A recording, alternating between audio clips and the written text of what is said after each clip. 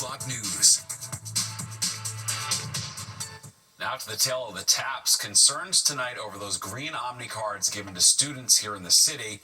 And who's tracking the data? Fox 5's Duarte Geraldino has more.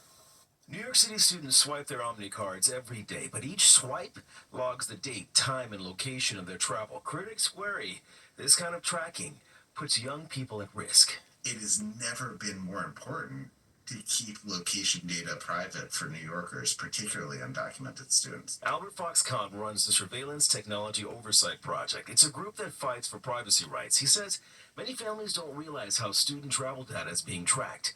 The MTA flags Omni cards for fraud, like if a card isn't used near the assigned school.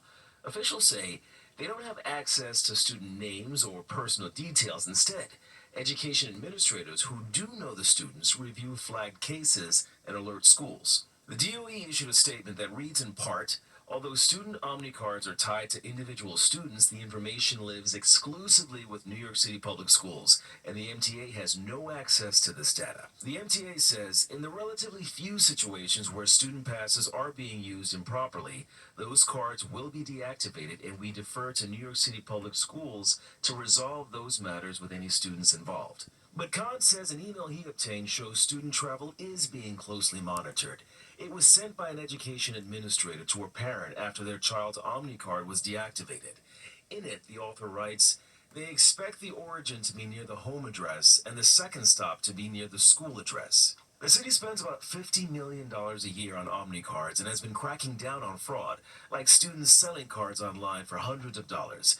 Officials say tracking the data helps stop abuse, but privacy advocates warn it comes with serious risks. You have a choice about whether you collect students' location data in the first place, but you don't have a choice once a court orders you to hand that over to the NYPD, to federal law enforcement, or to immigration officials. Duarte Geraldino, Fox 5 News. A warning tonight from the city's health department saying patrons of a Nomad restaurant may have been exposed to hepatitis A. Officials say anyone who dined at Il Lilly restaurant between January 31st and February 9th should get a hepatitis A vaccine as a precaution. On Wednesday, the restaurant was made aware that a kitchen employee tested positive. Excuse me. Boy, I'm the only one that can sneeze on TV. Tested positive for the extremely contagious liver disease. As soon as Il Lilly learned the diagnosis, it contacted the Department of Health. We spoke with a doctor who said to look out for these symptoms. The symptoms are like fever, malaise, body aches, you have very poor appetite, you can have nausea, vomiting, you can turn yellow. That's one of the most characteristic things. In a statement, a spokesperson for the restaurant said the place was deep cleaned every 4 hours Wednesday night and will bring in additional third-party cleaners to ensure sanitation. All right, time now for the weather. We are tracking yet another wintry mix for the weekend. Chief Meteorologist Nick Gregory is here with the update. Nick, everybody out on their Valentine's Day nights.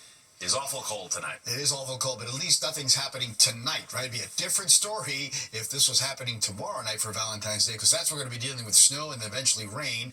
Just cold out there. A lot of clouds, too. 36 and 30 the split today, but that's running below the average of 42 and 29. And 63 and -1 mark the records. That's not happening anytime soon. Sunrise, 6:51, down 5:30. You might get a glimpse of the sun tomorrow morning, but don't count on it. A lot of clouds now. 30. Wind has backed down considerably from earlier. Still very dry air, though. Look at that pressure, 30.60, awfully high in the barometer reading, but that won't last very long as the storm approaches from tomorrow. All right, we're down into the 20s, though, outside of the city, from Allentown to Poughkeepsie to White Plains, 27, even East Hampton there. 30 in town, 28 down to the shore, and again, the wind has backed off considerably, like I said. It's only about 10 miles an hour on average now, and again, that will be the case as the night goes along. All right, highs for the day, 39 there at Newark for the warm spot, if you want to call it that. Upper 30s there to Islip, Belmar, and Bridgeport. Otherwise, it was mid-30s. Up to Boston as well. 20s across upstate New York only. 30 State College. 40s Washington, D.C. And then we go right back down to 32 Pittsburgh. And then 20s Cleveland towards Detroit and Chicago.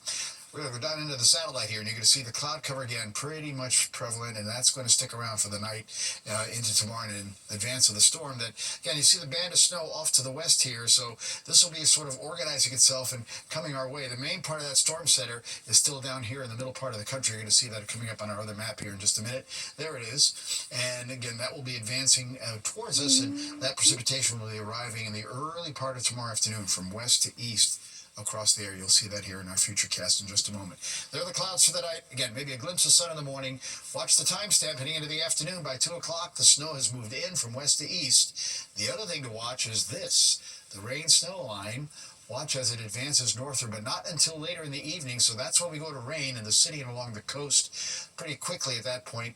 Maybe just a brief period of sleep, but notice what happens north and of the city up and towards the Hudson Valley and Massachusetts and Connecticut. It may stay as sleet, freezing rain for an extended period of time after several inches of snow has already fallen. So that could be some real slippery travel there for Sunday morning up to the north.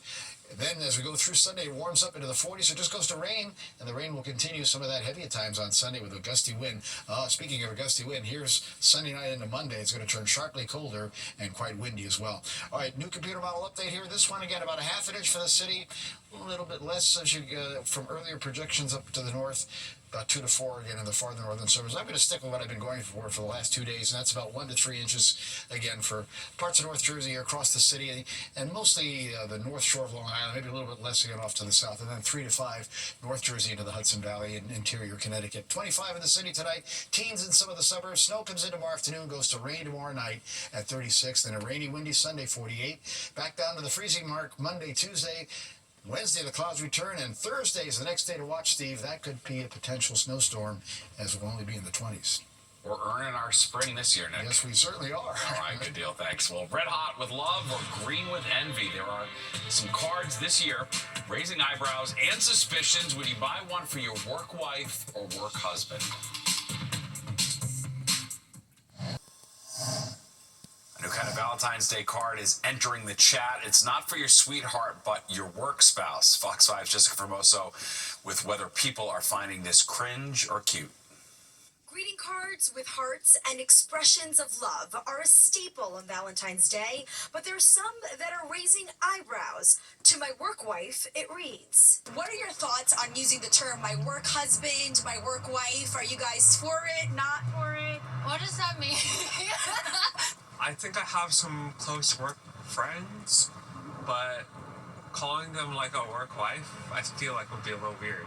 But it's not just calling your work buddy your work wife or husband. It's the message inside the cards that have sparked outrage on social media. So, of course, on this Love Day, we took it to the streets to see how couples feel about it. There was one card that read, "To my work wife, happy Valentine's Day. I finally found someone just as inappropriate as me."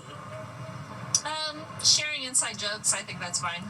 Yeah, Doesn't bother us. no, that's fine. Sounds like an HR violation to me, but that's, yeah, I don't know, that doesn't sound maybe appropriate for a workplace environment. Kavita Javeri is a relationship expert. She says if you're married or have a significant other, you best believe that all parties need to be involved before you pick out that card. Like, I don't think it's appropriate if it's hidden. I don't think it's appropriate if in any way your wife or husband actually disagrees with this, having a work wife or a work husband.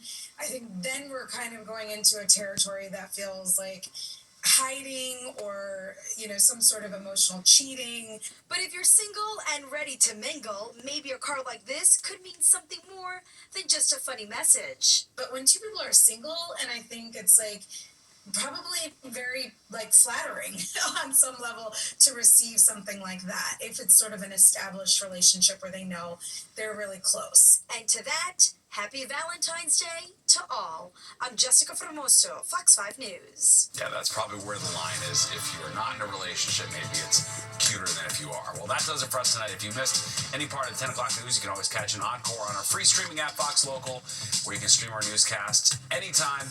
Have a great night and a great weekend.